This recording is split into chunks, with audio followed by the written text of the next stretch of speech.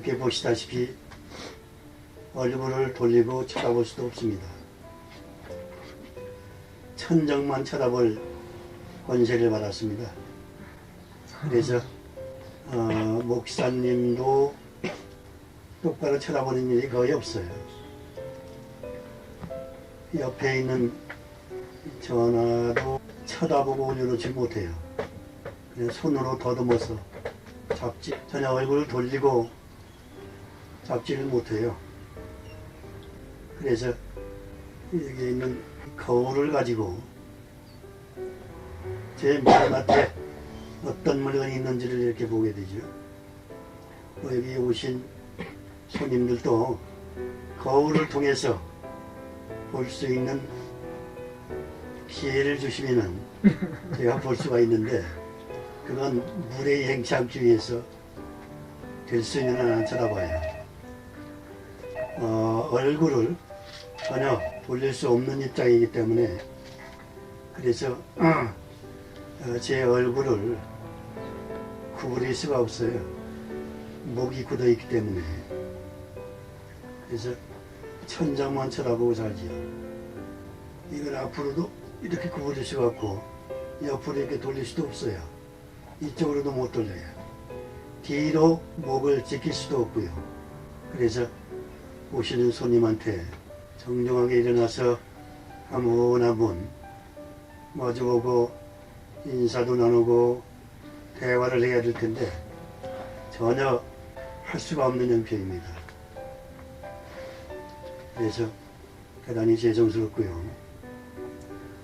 이해를 하시면 괜찮은데 이해를 못하시고 제 설명을 듣지 못하시는 분이라면 마음속으로라도 또 돌아가면서라도 세상에 사람들이 얘기하기는 상당히 신령한 사람이니 또 혹은 주님과 가까운 생활하는 사람이니 뭐냐 하면서 여러 가지 얘기를 들었는데, 가서 만나보니까 인사 한 번도 할 줄 모르고 쳐다볼 줄도 모르는 되게 거만한 사람이더라고.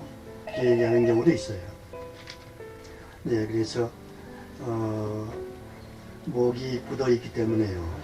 전혀 얼굴을 움직일 수 없는 그 사실을 좀 말씀드렸고, 또 다리도 역시 이 정도 구부러져 있는데 피지를 못해요.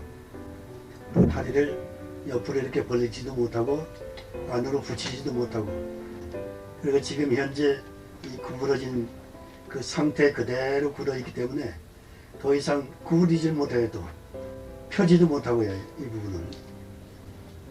그래서 대변을 보게 되면은 돌봐주시는 분들이 옷도 다 벗겨주셔야 되고요. 허리띠 하나도 제 손으로 풀지 못해요. 허리띠 하나라도 제 손으로 풀면서 돌봐주시는 분들을 제가 좀 직접 도와드렸으면 좋겠는데 그거조차도 할 수 없는 형편이고요. 이 손이 겉으로 봐서는 멀쩡하게 보이는데 감각이 좀 둔해가지고 허리띠를 잡고 뺄 수가 없어요. 더군다나 옷 단추 같은 것도 전혀 빼지도 못하고 또 빼지도 못해요. 그리고 허리도 역시 다 굳어 있고요. 등뼈도 굳어 있고, 용변은 한번 하려면은 한 4시간 내지 5시간은 걸려요. 근데 그것도 전부 편 그릇을 데워주고 또 빼서 닦아줘야 되고 몸 닦아줘야 되고 옷 갈아입혀줘야 되고 전부 다른 사람의 손을 빌려서 이렇게 폐만 끼치는 생활을 하죠. 강도 만난 이웃보다도 더 심해요. 그래서 선한 사마리아 사람과 같이 사랑이 넘치는 도움의 손길을 받으면서 항상 이렇게 사랑 구실을 못하니까 폐만 끼치면서 하루하루 살아가는 몸인데요. 식사도 이렇게 누워서 쟁반에다가 음식을 갖다 주면은 한신 옆으로 돌려가지고 먹고, 잠을 잘 때도 한 번 몸을 옆으로 돌리고 자보질 못해요. 지금 누워있는 이 모습 이대로 잠을 자죠. 왜냐하면 이 단 곳의 뼈가 아프기 때문에요. 그런데 제 피부는 감각, 신경 이런 것이 다 그대로 살아있어요. 그래서 벌레가 물게 되면 아픈 줄 알고요. 누가 꼬집으면 아픈 줄 알아요. 그리고 또 이렇게 말을 하는데도 그 힘줄이 다 그대로 있지만은 움직이지 않으니까 뻣뻣해요. 그래가지고 그 기부스를 오래 한 사람이 그 기부스 하고 지내는 동안에 살이 좀 뻣뻣하게 부러지듯이 아주 이상한 상태죠. 그래가지고 이게 말을 하는데도 제 입술이나 그 혀 그런 것을 좀 이 뻣뻣한 살같이 좋지 않은 영향을 나타내기 때문에 말을 한마디 한마디 하는데도 상당히 고역스러워요. 겉으로 보기에는 태연하게 말하는 것 같고 아무런 지장이 없는 것 같아요. 그런데다가 목뼈라든가 등뼈, 허리뼈, 또 환도뼈, 무릎뼈 그런 것이 대부분 진액이 말라가지고 거의 다 굳어있는 상태같이 되어 있기 때문에 제가 두툼한 벽에를 베면은 생활하기가 아주 곤란해요. 왜냐하면 식사를 해도 그 위장이 압박을 받아가지고 소화가 잘 안 되는 거죠. 또 허파도 숨쉬기가 곤란해요. 압박을 받아서 이 벽에 같은 것을 밑에다가 대고 사용을 하면. 근데 지금 이 책을 이렇게 놓긴 했어도 그냥 떠 있는 거예요. 그래서 몸을 좀 간신히 어떻게 흔들 때는 가끔 닿긴 하지만요. 대나마는데 벽에처럼 놓고 있죠. 어떤 그 목사님하고 사모님이 여기에 오셨는데 와서 보니까 요도 좀 딱딱한 요같이 보이고 또 두툼하지도 않고 푹신푹신하지도 않은 그런 요를 깔고 있는 것을 보고서 돌아가시자마자 그 두툼한 스펀지로 만들어진 그런 요하고 이불을 말이죠. 손수 사가지고 목사님하고 즉시 사모님께서 머리에 이고 여기까지 오셨더라고요. 그래서 깜짝 놀래가지고 아니 어쩐 일이시냐고 그러니까 여기 와서 보니까 너무 요가 좀 간단하게 느껴지고 생활하시기 굉장히 불편할 것 같이 생각이 돼서 가자마자 사가지고 오셨다고 그런 얘기를 하시는 거예요. 그래서 이거 참 대단히 죄송합니다. 그러면서 그 요하고 그 이불은 도로 가져가시면 좋겠다고 죄송스럽다고 그런 얘기를 하면서 자세하게 설명을 해드렸죠. 그런 요가 없어서 사용하지 못한 것도 아니고 살 수 있는 형편이 못 되기 때문에 그런 요를 구하지 못한 것도 아니고 단지 저는 그런 푹신푹신한 요에 있게 되면은 이 뼈가 대부분 굳어 있기 때문에 압박을 받아가지고 푹신 들어가게 되면요. 근데 제 허파라든가 제 위장이 도저히 견디지 못하고 식사도 잘 못하게 되고 숨쉬기도 곤란하게 됩니다. 그래서 그런 푹신푹신한 요를 사용할 수 없는 그런 형편이기 때문에 사용하지 못하는 것이니까 도로 가져가셨으면 좋겠다고 갖다가 필요하면 쓰시고 그렇지 않으면 다른 사람한테 선물하시면 될 것 같다고 말씀드렸더니 쩍쩍하시면서 할 수 없이 그냥 가지고 가시더라고요. 네, 그렇게 제가 생활하는데 아슬아슬하게 살얼음판 걸어가듯이 살아가는 거예요. 근데 제 얼굴을 보면 별로 그냥 오랜 세월 병상에서 고생한 사람처럼 보이지는 않는가 봐요. 지금 제가 이렇게 병상 생활을 하게 되는 것이 29년이 넘어서 30년째가 되고 있죠. 30년째 이렇게 좁은 욕바닥 위에서, 좁은 이부자리 위에서 그대로 사는 거예요.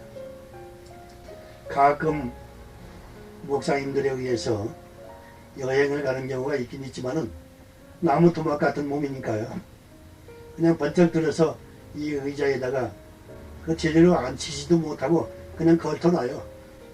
그러면은 의자를 번쩍 메고 차에다가 갖다가 의자가 침대 비슷하니까요. 갖다가 올려놓고 어디든지 가는 거죠. 목사님들은 차 타고 가실 때 지쳐서 많이 피곤도 하시고 도착하시면은 아주 피곤하다고 한참 쉬어야만 되는데 저는 어딜 다니든지 별로 피곤하진 않아요. 그러니까 차에 있는 그 의자에다 갖다가 저를 앉혀놓으면 그냥 갈 수 있으니까요. 근데 아무 의자나 타고 다니긴 어려워요. 지금 청지교회 차 같으면은 아마 한 2시간 타고 가기도 어려울 것 같아요.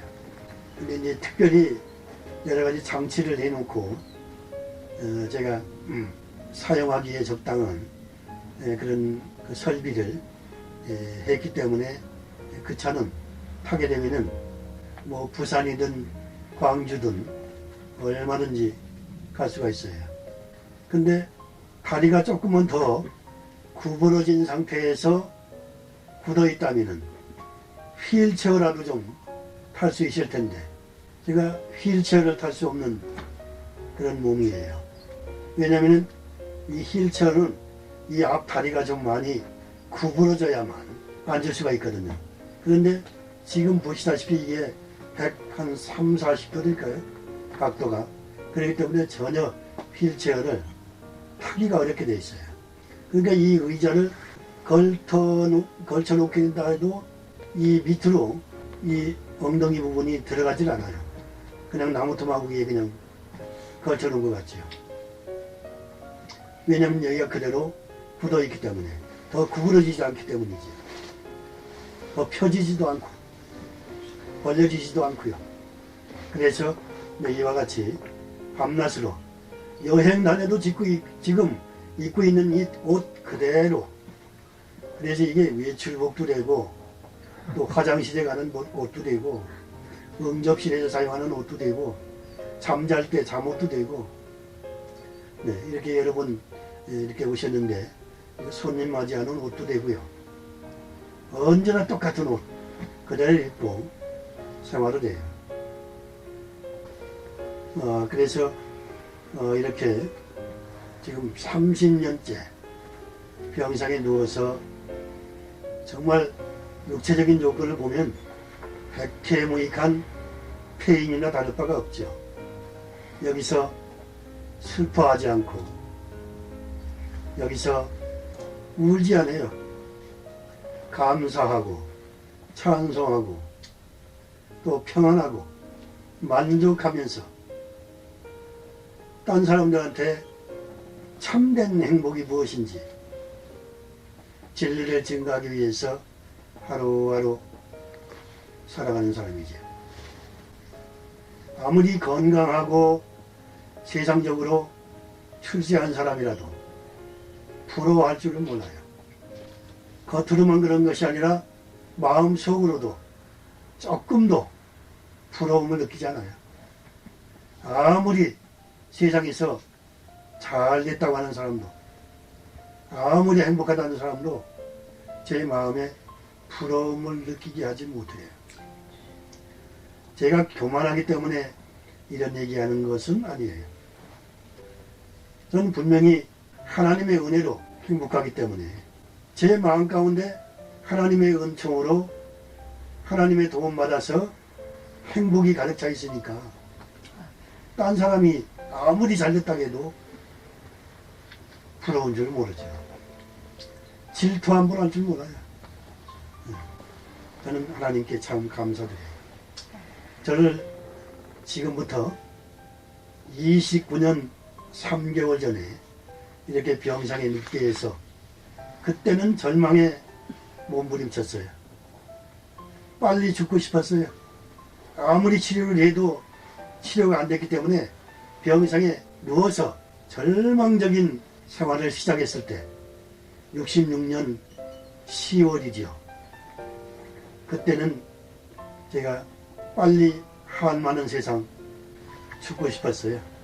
그래서 부모님들한테 그 수면제라도 좀 많이 사다가 달라고까지 하는 그런 불효자식이었죠. 빨리 죽고 싶은 마음 때문에 아무것도 저한테는 위로가 되질 않았어요. 어떤 사람이 와서 저를 조금이라도 위로해 주려고 해도 제 마음 가운데는 여전히 슬픔과 절망뿐이었어요. 그때가 처음 병상에 누웠을 때 66년도 10월이었죠. 그때는 하나님도 없었고 또 세상에서 고침받을 만한 희망도 없었어요. 왜냐하면 제 병이 처음 시작된 것은 64년 3월이거든요. 66년 10월까지 최선을 다해서 백방으로 노력을 해서 치료하려고 노력을 했거든요. 아무리 노력을 해도 별별 치료를 다 받아봐도 안 됐던 거예요. 오히려 더 악화돼 가지고 완전히 누워서 지낼 수밖에 없도록 절망스럽게 된 거죠. 그러니까 빨리 죽고 싶은 마음은 날마다 제 마음 가운데 가득했었어요. 그랬는데 결국은 11월 달에 들어서 예수님을 믿게 됐죠. 전도를 받았어요. 병을 고침받을 수 있다가는 증언을 해주더라고요. 교회 다니면은 암병도 고침받고 하나님의 기적으로 고침받을 수 있다는 그런 얘기를 들으면서 제 마음이 병 고침받기 위해서 신앙생활을 시작했던 거죠. 그러면서부터 지금까지 이렇게 가시밭 병상에 나가는 길을 걸어오는 거예요. 다리를 움직일 수는 없어도 좁은 환경에서 정말로 행복하게 하나님의 은혜를 받고 위로를 받고 능력을 힘입어서 지내게 되니까 아무도 부럽질 않아요. 대통령을 비롯해서 세상에서 그래도 뭔가 큰 권세를 가지고 큰 행복을 가졌다고 하는 사람들, 때로는 불쌍해서 눈물이 나와요. 예수님을 잘 믿는 사람들이 그래도 좀 더 훌륭하게 보이고요. 제가 좀 부러워하는 분들은 프레시스 성자, 썬나싱 성자, 내천 감사이나 하천풍은, 칼빈, 루터, 요하네슬레 같은 성자분들이 좀 부러워요. 그리고는 아무도 안 부러워요. 참 하나님께 감사드리죠. 정말로 감사드립니다. 저를 이렇게 만들어주신 하나님, 하나님의 걸작 부분되지 못했지만 쓸모없이 벌어진 페인으로 살고는 있지만 참 하나님께 감사드려요. 그래서 항상 우리 하나님은 참 좋으신 분이라고, 그렇기 때문에 좋은 선물 밖에는 모든 사람에게 주실 줄을 모르는 분이라고 말이죠. 환난과 고통을 주시는 하나님이 어떻게 좋은 선물을 주는 좋은 하나님이라고 할 수 있습니까? 그런데 그런 질문에 대해서는 현재의 고난은 장차 나타날 영광과 좋게 비교할 수 없더라, 이 말씀이 들려오거든요. 얼마나 위로가 되고 힘이 되는지 몰라요. 감당할 수 없는 시험은 당할 점에서 피할 길을 주시는 하나님이라고. 언제든지 위로를 주시고 그런 말씀을 굳게 의지하게 하시니까 하나님 필요하시거든. 하나님의 영광을 위해서 복음이 전거되게 하기 위해서, 하나님의 사랑이 전파되게 하기 위해서 저에게 필요하면 더 큰 고생이라도 주십시오. 얼마든지 필요하면 주십시오. 이렇게 담대하게 고난을 구하는 경우가 종종 제 기도 가운데 있어요. 십자가를 짊어지고 나를 따르라고 하신 그 말씀 순종하면서 참된 제자들이 가는 길을 조금씩이나마 얘기하면서 따라갈게요. 그러면서 고난을 필요로 하시면 주십시오. 가끔 잘 주셔요. 네, 그러나 감당할 수 없는 시험, 당할 집에서 피할 길을 주신다는 그 말씀이 그 말을 하면서도 제 마음속에 있어요. 성령님께서 그 말씀을 굳게 의지하고 생활하도록 감당할 수 없는 시험, 당할 집에서 피할 길을 주신다. 피할 길을 주신다는 말씀은 기적을 통해서라도 그 고난을, 그 시험을 감당할 수 있게 하시는 하나님이시다 하는 그런 뜻으로 언제든지 저는 기적을 많이 체험을 하게 되거든요. 우리가 그 병 중에도 작은 병이라고 할 수 있는 감기, 몸살, 두통 뭐 이런 것이 좀 가끔 몰려오는 경우가 있는데, 저는 67년 5월부터는 일체 약을 쓰지 않기로 작정을 하고, 또 병원에 가지 아니하고, 또 의사를 통해서 치료를 받지 않고 단지 하나님만 전적으로 의지하면서 제 병 문제 몽땅 하나님께 맡기고 말이죠. 그렇게 철저하게 살아온 것이 지금까지거든요. 그래서 67년 그 5월부터는 제 기도가, 그 전에는 하나님의 종이 되겠다는 기도가 없었어요. 그냥 무조건 고쳐주시면 신앙생활 잘하겠습니다. 보통 교인들보다 더 열심히 잘해보겠다고 그렇게 기도를 하면서 병을 고쳐달라고 했는데 안 고쳐주시더라고요. 그래서 67년 5월경부터는, 그러니까 이제 마지막으로 이 서울에 올라와서 수술할 수 있으면 받아보려고 여기 국립의료원이라든가 십자원병원이라든가 또 성모병원 그런 데 다 다녀봤어요. 그런데 시원스럽게 수술해 주겠다고는 않더라고요. 그러면서 고치기가 힘든 병이라는 거죠. 그때 제가 집으로 내려가서 그 큰 병원에서 준 약이라든가 이것저것 아주 몽땅 쓰레기처럼 내버렸어요. 그러면서는 일체 약도 안 쓰겠다고. 그러면서 그때부터 금식을 하면서 매달려 기도하기 시작한 거죠. 하나님께서 저한테 그 70년도 11월 초순까지 제 병을 고치지 않겠다고 하시는 하나님의 뜻을 알게 되기까지 약 한 4년 다 되는 기간 동안에는요, 그때까지는 제가 참 금식도 많이 했어요. 다급하니까요. 빨리 일어나긴 해야 되겠는데 믿음에 능치 못함이 없다고 하시는 그 말씀을 의지하면서 얼마나 간절한 마음으로 매달려 기도했는지 몰라요. 병을 고쳐달라고 말이죠. 근데 하나님께서는 여러 가지 기적과 신비를 나타내긴 하시면서도 달래기만 하시더라고요. 위로하기만 하시는 거예요. 그런 기적이 나타나고 신비스러운 체험이 제 몸에 나타나고 그럴 때마다 저는 이제는 고치는구나. 틀림없이 나왔다. 사람들한테 또 담대하게 고침받은 줄로 믿습니다 하면서 증거를 해놓으면 한 보름이 지나고 한 달이 지나도 안 고쳐지는 거예요. 그때서야 믿어서 결국은 위로하셨구나. 치료하지 않으시고 달래셨구나. 너무 다급하게 간절한 마음으로 제가 기도하니까 그냥 제 마음을 위로하면서 성경이나 많이 읽고 전도나 많이 하면서 기도 생활하고 규칙적인 수도 생활하고 하나님께서 기뻐하시는 경건 생활에만 충실해라. 이러한 권면을 그런 방법으로 하시면서 제 병을 근본적으로 안 고치시고 그냥 위로하는 응답, 달래시는 응답만 나타내셨던 거예요. 그런데 저는 분명히 하나님이 살아계신 것을 확신했기 때문에 늘 그런 체험 속에서 지내다시피 했었기 때문에 하나님에 대해서는 의심할 수가 없죠.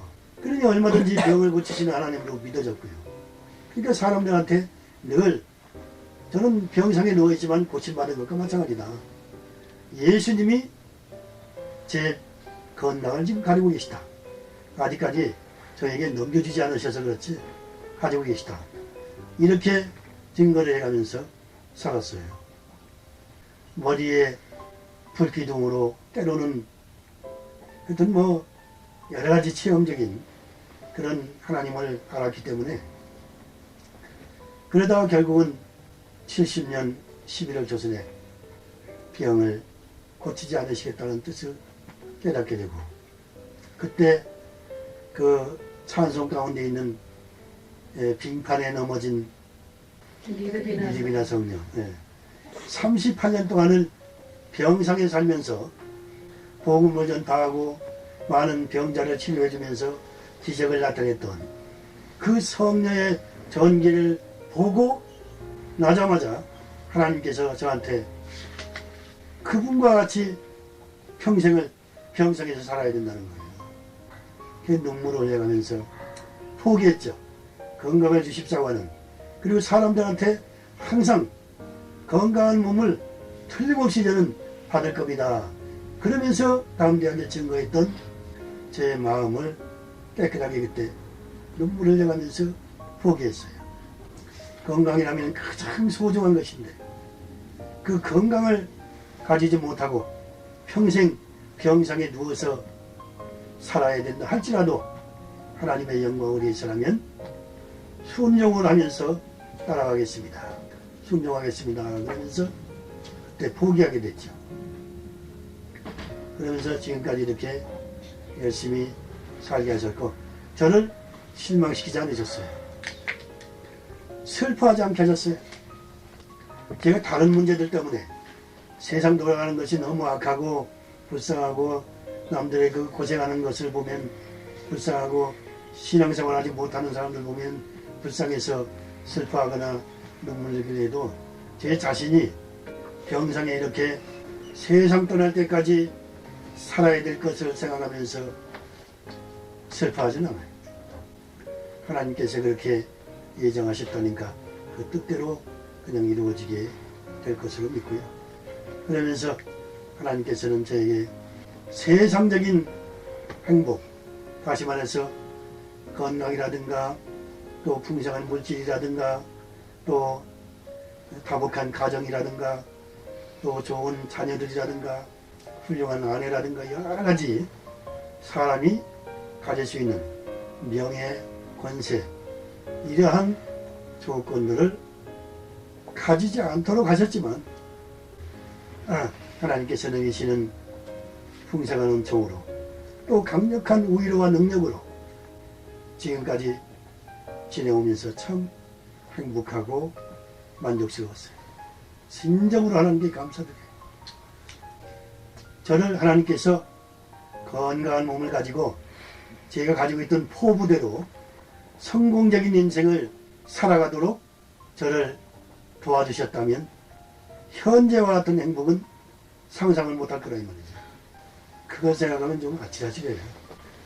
왜냐하면 현재 하나님과 함께 이 나그네 길, 이 고난의 가시밭길을 걸으면서 누리는 행복 자체가 너무도 소중하니까 비교할 것이 없다 이 말이죠. 저는 항상 이런 얘기를 조금도 과장 없이 거짓 없이 얘기를 합니다. 어떤 사람이 생각하기를 겉으로는 저래도 속으로는 또 우리가 다 돌아가고 나서 혼자 돌아가게 있을 때는 슬퍼하고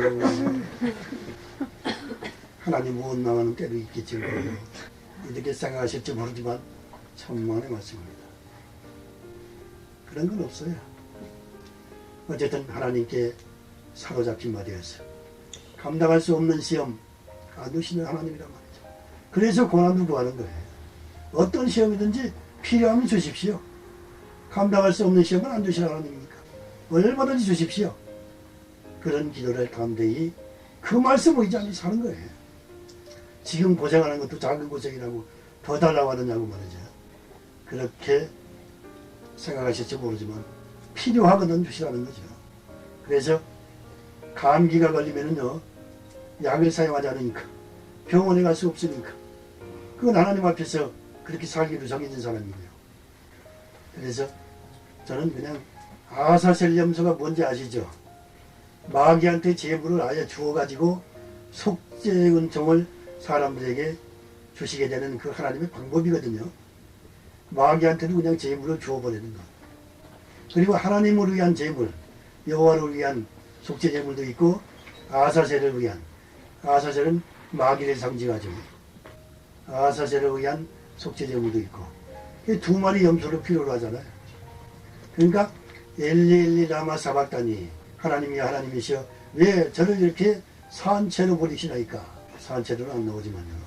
그렇게 말씀하실 때 마귀한테 제물을 주신 거예요. 사실은 속죄 은총을 여러분 모두가 받게 하기 위해서. 네, 그런 거라고 좀 비슷하게 저는 병이 생기면은 기침이 조금 나타나기 시작하잖아요. 그러면 그건 뭐 기침 않기 위해서 애쓰지는 않아요. 그냥 더 하도록 막 그냥 손님들 오시면 더 막 열심히 말씀 전가하고요. 그래서 더 적극적으로 그 기침하는 목을 사용을 해요. 그럼 뭐 더 쉽게 악화되죠. 기침이 이제 더 많이 나와요. 그럼 막 한 이틀도 못 가서 발가락이 퉁퉁 부어요. 기침 조금만 해도 아파서 막 견디기 어렵도록.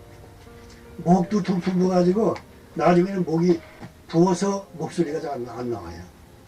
그렇게 해서 더 그냥 악화될 때면 되라는 식으로 그냥 더 조심하지는 않고요.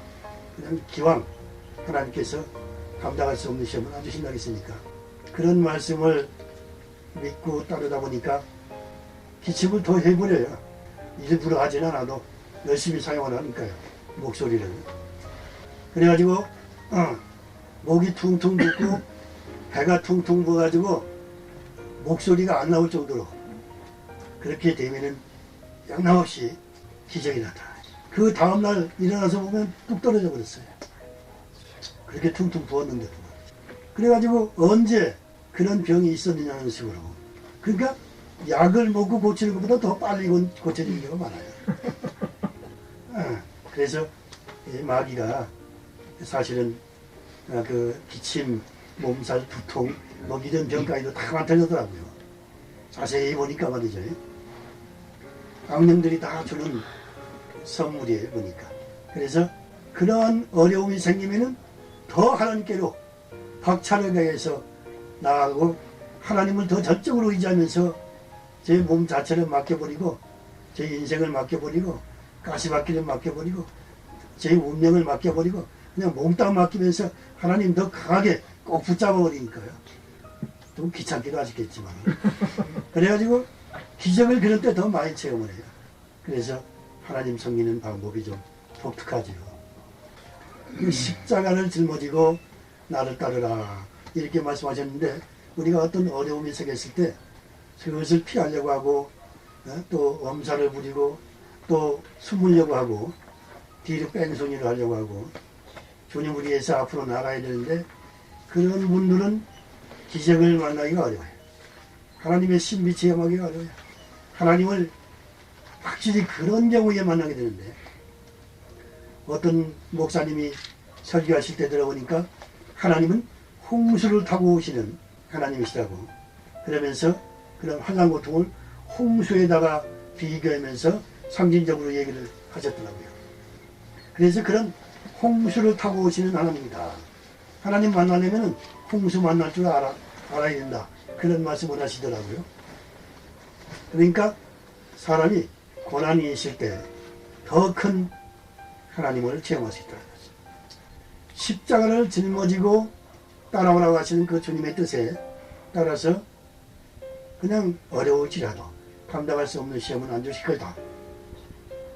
더 빨리 일어나면서 앞으로 나아가노라면 틀림없이 그런 기적을 많이 체험할 수 있는데요. 근데 자꾸 피하려고 하고 십자가를 자꾸 벗어놓으려고 하고 자기 십자가를 짊어지고 오라겠는데 그걸 안 짊어지려고 하고 그렇게 될 때는 하나님이 준비해놓은 그 기적을 체험하지 못하게 됩니다. 하나님이 주시는 그 값진 선물은 못 받아요. 어려움이 있을 때 피하기 때문에. 그 어려움 속에서 하나님은 분명히 만나주시거든요. 성경 보세요. 전부 어려움이 있을 때 하나님께서 나타나시고 역사하셨다는 사실 알 수 있을 겁니다. 홍해가 어떻게 갈라집니까? 막다른 무게에 도달해서 앞이 꽉 막히고 뒤에서는 바로 군대가 추격을 하고 그런 때의 기적은 나타났던 아닙니다. 사르밧 과부집도 마찬가지예요. 기름 떨어지지 않고 밀가루가 떨어지지 않도록 기적을 체험했던 것도 아슬아슬하게 이제 굶어 죽을 수밖에 없는 그때의 선지자 엘리야를 섬기는 바람에 그렇게 하나님께서 기적을 나타내셨더란 말이죠. 사자굴 속에 들어갔던 다니엘도 마찬가지 아닙니까? 다윗왕도 그렇고 다들 보면은 고난을 심하게 당할 때 십자가를 짊어지고 따라가는 그 사람에게 기적이 꼭 나타나더라고요. 이건 절대적인 원리 원칙이에요. 그래서 우리가 감기 걸리실 때 뭐 감기약 자시지 말라고 하는 얘기는 아니에요. 그건 뭐 얼마든지 자셔도 되는데 그래도 죄를 짓는 건 아닌가요? 그러나 믿음에 따라서는 약을 의지하지 않을 수 있는 믿음도 있다는 거죠. 그러면 기적을 더 많이 체험하고 증거를 하게 될 경우에 그런 사람이 더 증거 효과 많이 나타나요. 전도의 열매를 많이 맺는단 말이죠. 썬다신 같은 분 책도 좀 많이 보셨을 거예요. 또 프레이시스 같은 분들이요. 얼마나 많은 기적과 신비를 체험했는지. 그것도 그때 아슬아슬하고 굉장히 어려운 일이 많이 생길 때 그런 체험들을 많이 했죠. 그렇게 되니까 이거 어쩌고 돼서 그 증거하는 자료들이 많이 생기고 그래서 상당히 전도의 효과를 많이 올리게 되는 그런 체험들을 많이 하게 돼요. 그래서 우리가 어쨌든 어려움이 생기면 그걸 통해서 하나님이 또 좋은 일을 하시겠구나, 합력하여 선을 이루시겠구나. 그렇게 되면은 하늘나라에 들어가서 상급 받을 수 있는 덕의 열매도 많이 맺게 되고 말이죠. 사랑과 인내, 겸손과 자비, 온유와 충성, 절제와 정직, 이러한 빛의 열매도 더 풍성히 맺게 될 뿐만 아니라 이 땅에서 기적도 많이 체험할 수 있다는 거죠. 하나님을 더 가까이 만날 수 있다는 말이죠. 그래서 이 어려운 일들이 안 생기게 되면은 빛의 열매가 풍성하게 나타나기가 어렵잖아요. 우리를 사랑하는 사람을 사랑하는 건 쉬운 일이죠. 그런데 왼편뺨을 때리는 사람, 원수같이 대하는 사람, 우리를 핍박하는 사람들, 속옷을 뺏어가려고 하는 사람들 생겨야만 오른편 뺨을 돌려달라는 말씀을 순종하여 열매 맺죠. 그거 하나하나가 전부 하늘나라에서 행한 대로 갚으신다고 했잖아요. 심은 대로 거둔다겠단 말이죠. 인내와 사랑으로 심었느냐? 아니면 혈기와 욕설과 교만과 아집으로 태만으로 심었느냐? 거기에 따라서 하나님께서는 심은 대로 거두고 행한 대로 갚으신다는 그 뜻대로 이루실 거란 말이죠. 이런 걸 생각한다면 그저 우리의 생활한 영 속에서 그저 어려움이 생겼을 때 더욱더 하나님께서 기뻐하시는 뜻을 분별하여 행하노라면 수줍어하는 인생이 되는 거죠. 그래서 저는 우리 하나님이 참 좋은 하나님이라고요. 좋은 것밖에는 줄 줄 모르시는 분이라고요. 억울한 일을 당하고 고통을 당하고 슬픈 일을 당하고 험악한 가시밭길을 당하고 감당할 수 없는 시험을 안 주신다고 했지만 그런 일을 우리에게 주시는 그 자체는 그것을 이기고 빛의 열매를 맺으라고 주시는 좋은 환경이라고 생각하면서 한 걸음 한 걸음 십자가 짊어지고 달려가느라면 전부가 좋은 것밖에 없는 거예요. 다 빛의 열매를 맺으라고 주시는 좋은 원리니까 말이죠. 그런데 열매 맺는 그 원리, 행한 대로 갚으신다는, 행한 대로 삼으신다는, 심은 대로 거둔다는 그 진리를 갖다가 전부 다 땅에서 다 받아먹으려고 하는, 이건 아무 소용 없죠. 하나님의 나라에 들어가서 받을 상급을 쌓는 삶이 가장 고귀한 삶이고 행복한 삶이죠. 땅에서 11조 바치고 물질 축복 받으려고 하고 말이에요. 몇 배 더 받으려고 그러고, 그보다도 하늘에 심는 마음, 그 믿음이 더 소중한 믿음이라는 거죠. 11조 바친 것 때문에 물질 축복 안 주셔도 됩니다. 하나님이 것이니까 하나님께 드린 것뿐입니다. 하나님께서 그걸 통해서 영광 받으시고 그걸 통해서 하나님의 사업이 더 번성하게 되기를 원합니다. 전도가 더 잘 되기를 바랍니다. 성도들에게 사랑 실천하게 되기를 바랍니다. 그러면서 바친 것 때문에 복 받기를 바라는 이런 기복신앙 가지고 생활하는 건 다 자기 위해서 신앙생활하는 것이므로 하늘나라에 가서는 못 받는다는 거죠. 이런 걸 생각할 때 순간순간 우리에게 다가오는 고난의 발걸음이 결코 소원해 나는 인생은 아니더라고. 그래서 우리 하나님은 참 좋은 분이다. 좋은 것밖에는 줄 줄 모르시는 분이다. 그렇게 언제나 얘기를 많이 해요. 그래서 저로서는 병상에 이렇게 오랜 세월 지금 30년째 누워서 지금 뭐 가족들 저하고 전화 별로 하는 적도 없어요. 이 서울 지역에 살고 계시지만 말이죠. 아버님도 살고 계시고 제 여동생들, 남동생들 다 살고 있지만 전화하는 일도 거의 없어요. 그냥 이 집안에 그냥 저 혼자 살고 있는 거예요, 사실은.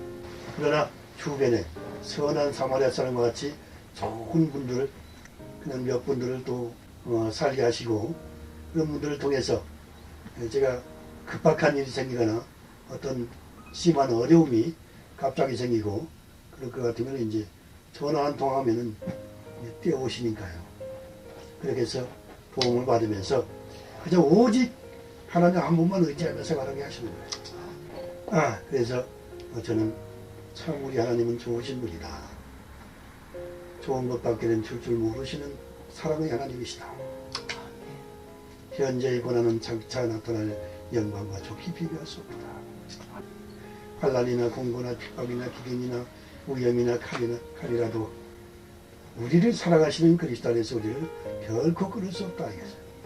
그런 말씀이 참 실감나요. 때로는 제가 질병, 이 고통이 심해서 우는 때도 있어요. 또 하나님 앞에서 제 부족한 생활 때문에 참여하면서 우는 경우도 종종 있고요. 결코 조금도 회개할 줄 모르는 완벽한 그런 생활을 한다고 하지는 않아요. 늘 회개하면서 더 완덕을 향해서 달려가는 사람이죠. 날마다 배우려고 하고요. 사실은 오늘 또 이렇게 여러분들 모시고 제가 배운다는 얘기를 아까 몇 차례 했는데 제가 말을 혼자 너무 많이 하는 것 같아서 죄송하구만요. 그래서 늘 배우려고 하는 그런 마음을 많이 가지고 있어서 어떤 손님들이 시간을 약속해서 만나자고 그러실 것 같으면 할 말이 하나도 없는 것 같아요. 그래서 뭘 이분한테 배울 수 있을까 그런 생각을 가지는 경우가 참 많아요. 계속 배우면서 제 인생의 마지막까지 달려갈 그런 생각을 늘 갖고 해야 되죠. 그러면서 이제 부족한 점이 조금이라도 느껴지면 늘 참여해가면서 때로는 참여의 눈물을 흘려가면서 열심히 달려가게 돼요. 그러다 보니까 하나님은 참 좋으신 분이다. 언제든지 담대히 증거할 수가 있죠.